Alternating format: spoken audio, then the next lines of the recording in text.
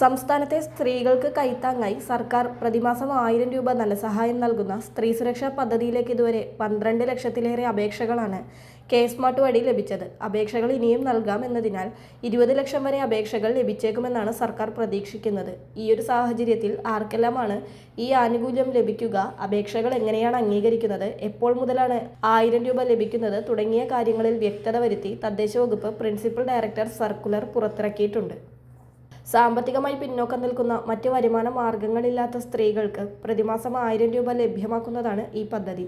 കേരളത്തിൽ സ്ഥിരതാമസക്കാരായ 35-നും 60-നും ഇടയിൽ പ്രായമുള്ള സ്ത്രീകൾക്കും ട്രാൻസ് വുമൺ വിഭാഗത്തിൽപ്പെട്ടവർക്കുമാണ് ഈ പെൻഷൻ ലഭിക്കുക.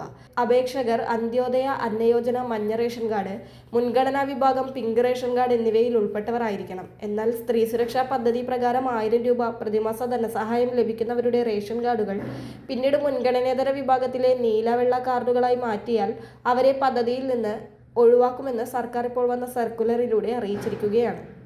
പദ്ധതിയിൽ ചേർന്ന ശേഷം 60 വയസ്സ് പിന്നിട്ടാലും ധനസഹായം നിലയ്ക്കും.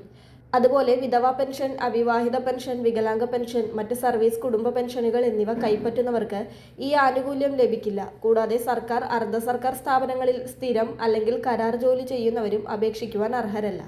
സ്ത്രീ സുരക്ഷാ പെൻഷൻ ലഭിക്കുന്ന ഗുണഭോക്താവ് മരിച്ചാൽ അവകാശികൾക്ക് ആനുകൂല്യം ലഭിക്കില്ല. എല്ലാ ഗുണഭോക്താക്കളും പദ്ധതി മാനദണ്ഡങ്ങളുടെ പരിധിയിൽ വരുന്നുവെന്ന് കാണിക്കുന്ന സ്വയം സാക്ഷ്യപ്പെടുത്തിയ സത്യപ്രസ്താവന നൽകണം.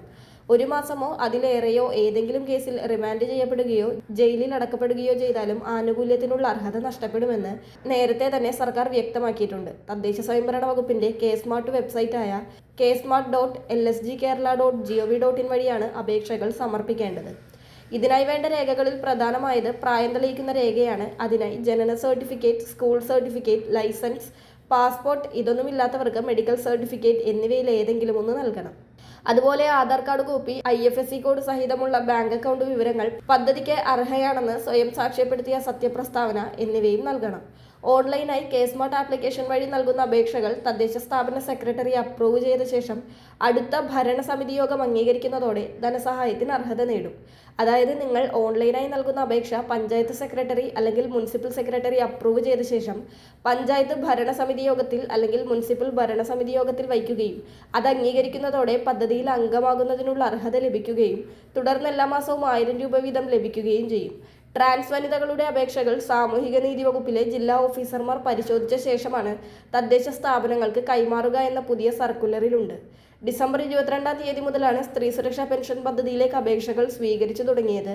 അതിനാൽ തന്നെ ജനുവരി 22-ന് ശേഷമായിരിക്കും സ്ത്രീ സുരക്ഷാ പെൻഷന്റെ ആദ്യ വിതരണത്തെക്കുറിച്ചുള്ള തീയതി അറിയിപ്പുകൾ ലഭിക്കുക. ഔദ്യോഗികമായി അക്കാര്യം വരുമ്പോൾ തന്നെ നിങ്ങളെ അറിയിക്കുന്നതാണ്. നിങ്ങളുടെ സുഹൃത്തുക്കളിലേക്കും വാട്സപ്പ് ഗ്രൂപ്പുകളിലേക്കും പ്രധാനപ്പെട്ട ഈ ഒരു ഇൻഫർമേഷൻ ഷെയർ ചെയ്ത് നൽകുക. എല്ലാവിധ കേന്ദ്ര സംസ്ഥാന സർക്കാർ ക്ഷേമ പദ്ധതി അറിയിപ്പുകളുടെയും ഏറ്റവും പുതിയ അപ്ഡേറ്റുകൾ ലഭിക്കുന്നതിനായി ചാനൽ സബ്സ്ക്രൈബ് ചെയ്യുക, പേജ് ഫോളോ ചെയ്യുക. മറ്റൊരു വീഡിയോയുമായി വീണ്ടും കാണാം.